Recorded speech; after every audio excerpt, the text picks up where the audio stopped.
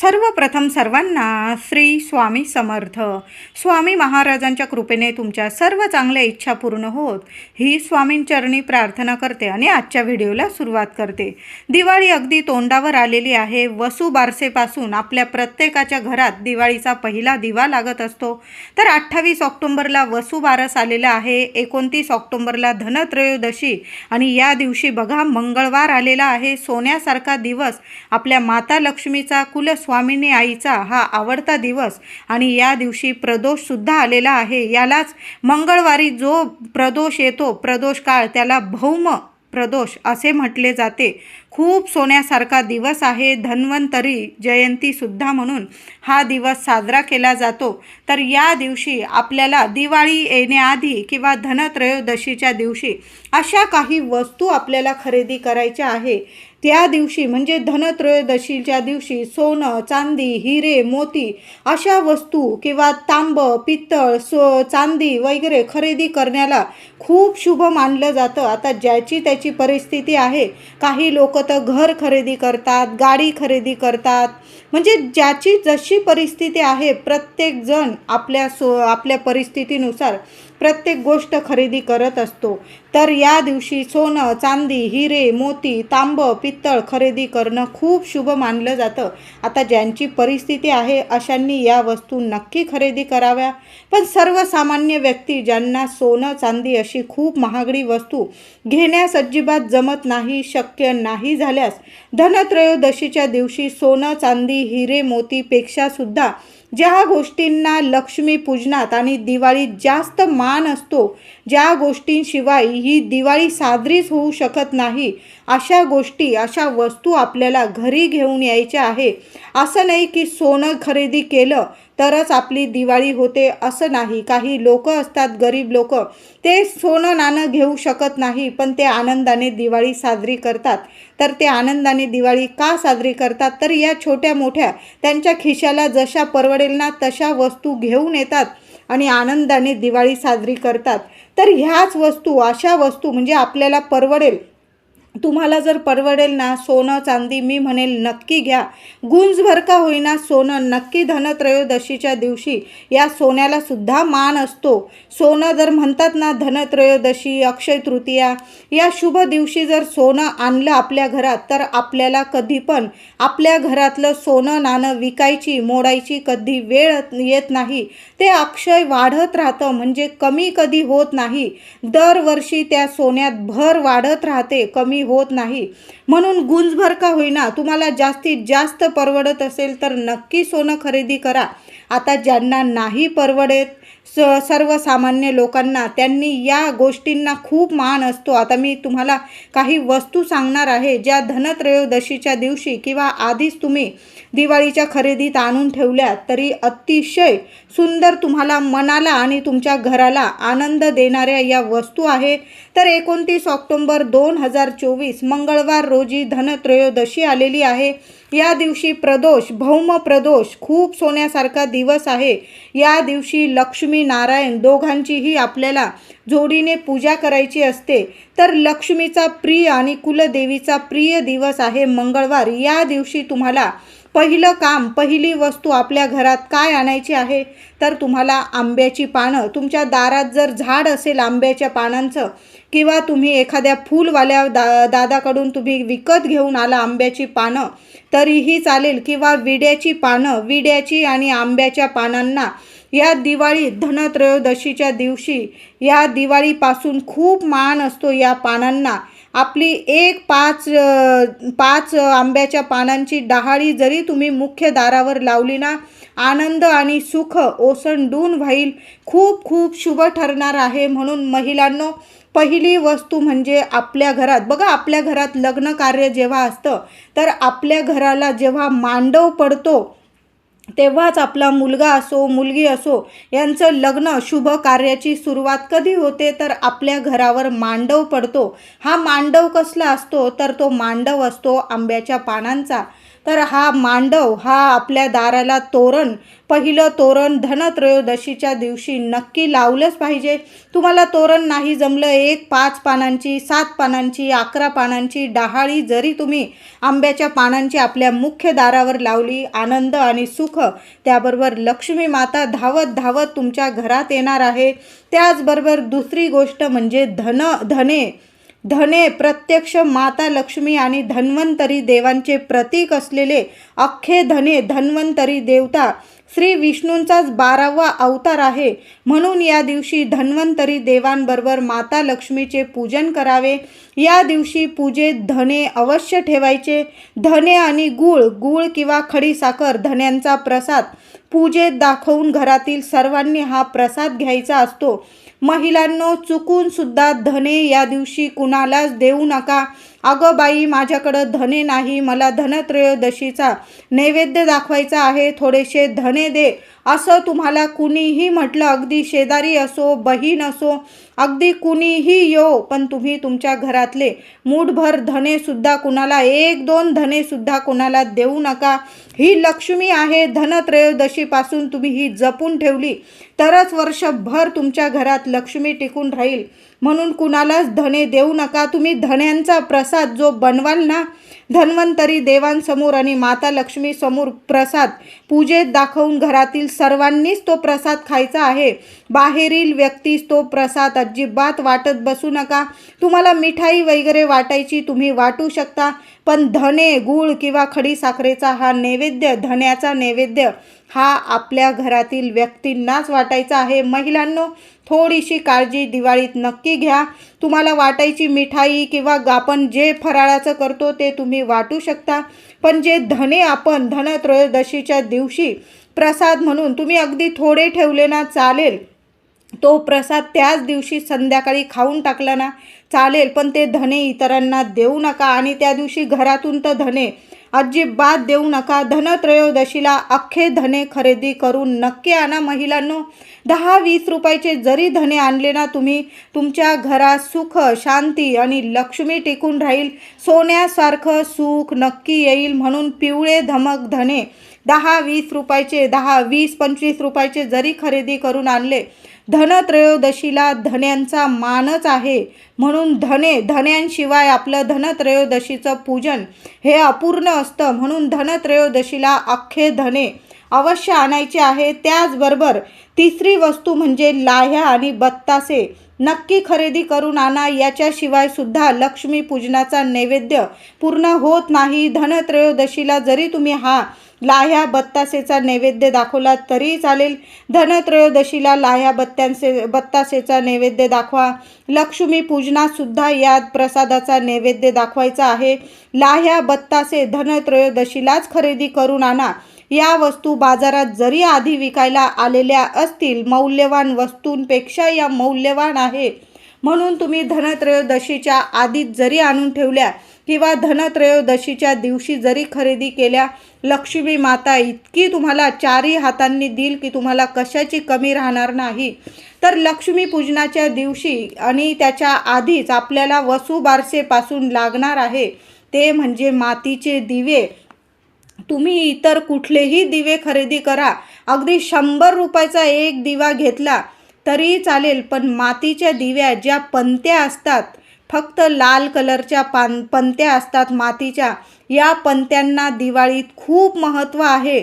आणि त्या पंत्या आपल्याला कुंभार लोकांकडून, जे गरीब आहे त्यांच्याकडूनच खरेदी करा. कृपया ही तर माझ्याकडून विनंती आहे तुम्हाला, अशा लोकांकडून या पंत्या खरेदी करा, जेणेकरून आपण जे पैसे देऊन त्यांच्याकडून पंत्या घेऊ त्यांची सुद्धा दिवाळी आपल्यामुळे सुखकर झाली पाहिजे. ते सुद्धा त्यांची दिवाळी त्यांच्या लेकरा बाळांबरोबर करू शकतील, असं म्हणून आपण त्यांच्याकडूनच पंत्या दिवे खरेदी करायचे आहे.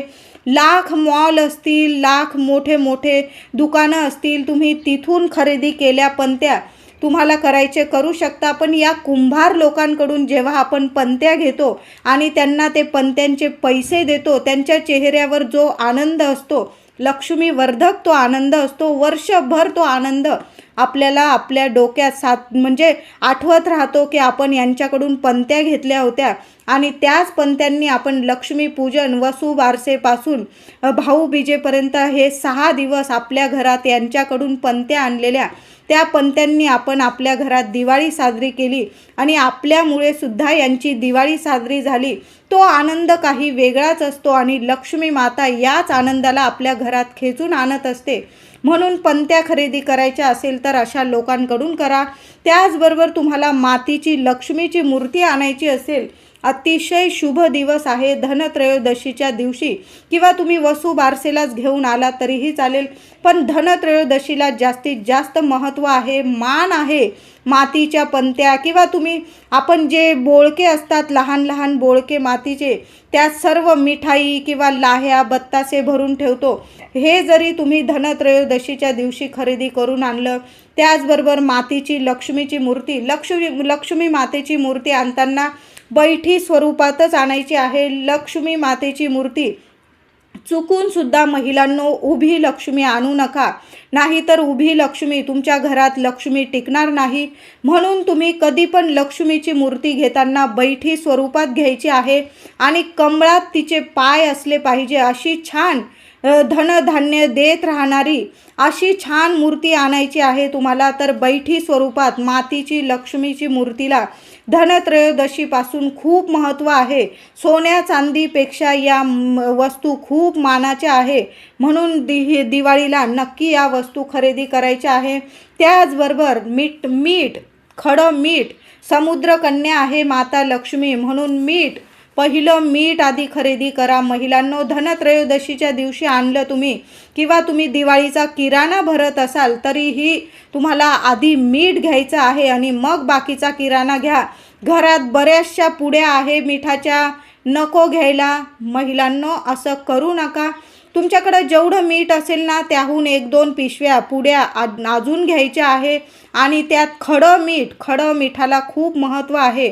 म्हणून आपल्याला 20-30 रुपयाचं 20-25 रुपयाचं खडं मीठ किंवा तुम्ही साधं मीठ जे घ्यायचं ते घ्या, पण धनत्रयोदशीला मीठ नक्की आणायचं आहे. धनत्रयोदशीला आणलेलं मीठ घरात सुख संपत्ती ऐश्वर्य वाढवत असतं. जी व्यक्ती या दिवशी मीठ घरी घेऊन येते त्या व्यक्तीवर माता लक्ष्मीचा आशीर्वाद कायम राहतो. काही लोक लक्ष्मी पूजनात सुद्धा खडे मिठाची पूजा करतात आणि करायला पाहिजे. म्हणून नक्की धनत्रयोदशीला खरेदी केलेलं मीठ जेवणात वापरल्यास घर धनधान्याने भरते. म्हणून आवर्जून दिवाळी आधी धनत्रयोदशीच्या दिवशी खडे मीठ, किंवा आधी वसुबारसेच्या दिवशी जरी आणलं खडं मिठाचं एखादं पॅकेट नक्की घेऊन या. मिठाशिवाय सर्व पदार्थ आळणी बेचव आहे. मिठामुळेच अन्नाला रुची चव येते. मार्गशीर्ष महिन्याच्या गुरुवारची कहाणी सर्व महिलांना माहीतच आहे. जेव्हा शांबाला सर्व जेवण आळणी करायला सांगते आणि पतीला जे जेवण वाढते ते अन्न खाताच ते अन्न बेचव लागते तिच्या पतीला, त्यात ती मीठ घालतात जेवण रुचकर लागते आणि या मिठामुळेच आपल्या घरात लक्ष्मी नांदते. म्हणून धनत्रयोदशीला खरेदी केलेलं मीठ तुम्हाला आणायचं आहे घरी आणि काचेच्या बरणीत भरून ठेवायचं आहे. तुम्ही जरी आधी मीठ भरलेलं असेल तरी पण तुम्हाला नवीन बरणी आणायची असेल तर या दिवशी नक्की घेऊन या आणि मीठ भरून ठेवायचं आहे. आधीच्या खूप असतील तुमच्याकडं मिठाच्या पुड्या, तरी पण तुम्हाला धनत्रयोदशीच्या दिवशी मीठ हे नक्की आणायचं आहे. त्याचबरोबर माहेराहून काही मौल्यवान वस्तू नाही आणल्या तुम्ही. आता समजा तुम्ही दिवाळीला लक्ष्मीपूजनानंतर माहेरी गेला तर तुम्ही माहेराहून काही नाही आणलं ना, तर थोडंसं खडं मीठ घेऊन या तुमच्या आईकडून.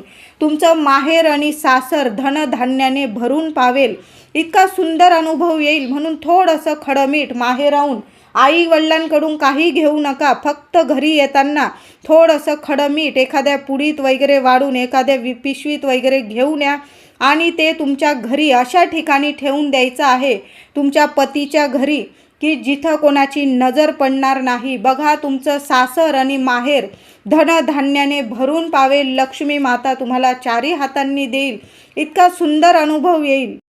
खडे मिठाबरोबर आपल्याला साखर, गाईचे तूप, गूळ, लवंग, अख्खे तांदूळ, हळद या गोष्टी पण आपल्याला या वस्तू आपल्याला या धनत्रयोदशीच्या दिवशी किंवा आधी आपल्या घरात नक्की आणायच्या आहे.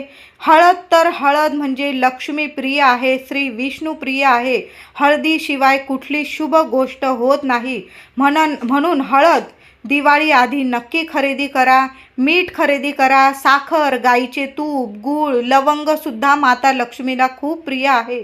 म्हणून लवंग, त्याचबरोबर दालचिनीच्या वासाने सुद्धा माता लक्ष्मी आकर्षित होते. म्हणून दालचिनी, लवंग, अख्खे तांदूळ, अक्षताशिवाय कुठली पूजासुद्धा पूर्ण होत नाही.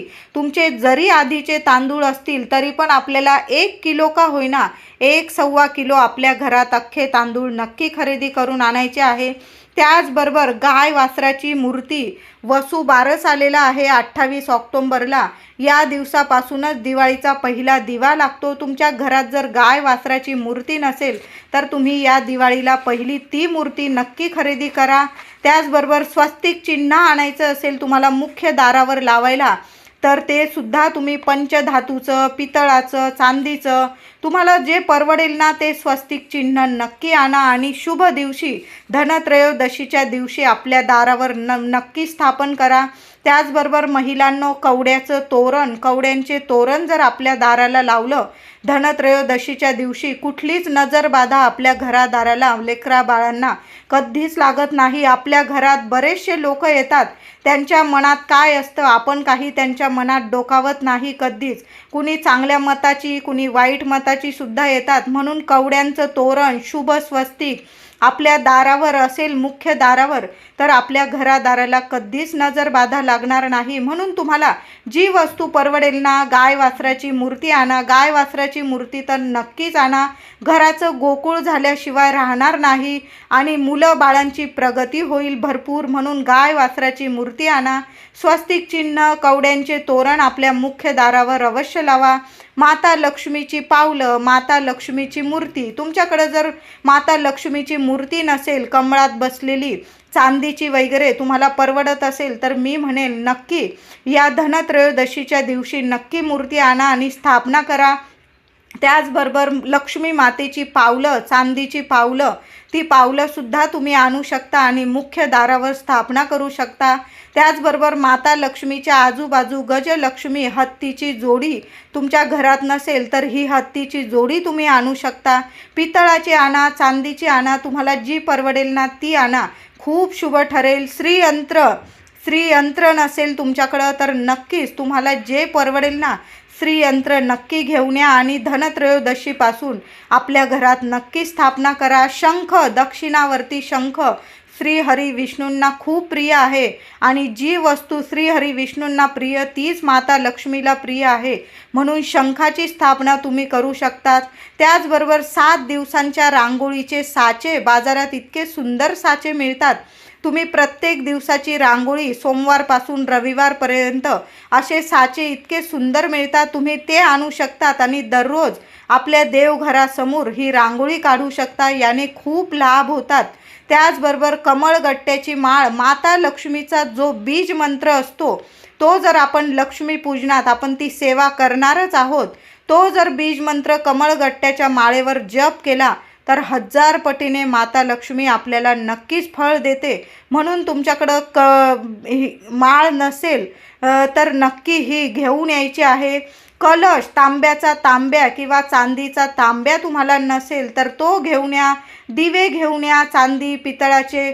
अभिषेकचे पात्र, गळकी म्हणतात त्याला, ती घेऊन या. म्हणजे या दिवाळीच्या आधी तुम्हाला धनत्रयोदशीच्या दिवशी देवघरात लागणाऱ्या वस्तू दिवाळी आधी नक्की आणायच्या आहे. त्याचबरोबर महिलांनो, हळदी, कुंकू, कापूर, सुपाऱ्या या सर्व लक्ष्मी पूजनात लागणाऱ्या वस्तू नक्की खरेदी करा. धनत्रयोदशीच्या दिवशी आधीच आणून ठेवल्या तुम्ही किंवा धनत्रयोदशीच्या दिवशी आणल्या तरीही चालेल. सोन्या चांदीपेक्षा या वस्तूंना जास्त मान आहे.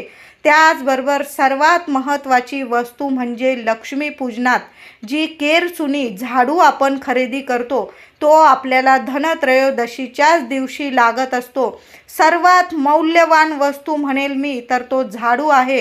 याशिवाय कुठलंच लक्ष्मीपूजन पूर्ण होऊ शकत नाही आणि आपण वर्षातून एकदा आपलं लक्ष्मीपूजन करत असतो. सर्वात मोठं लक्ष्मीपूजन ते झाडूशिवाय अपूर्ण आहे.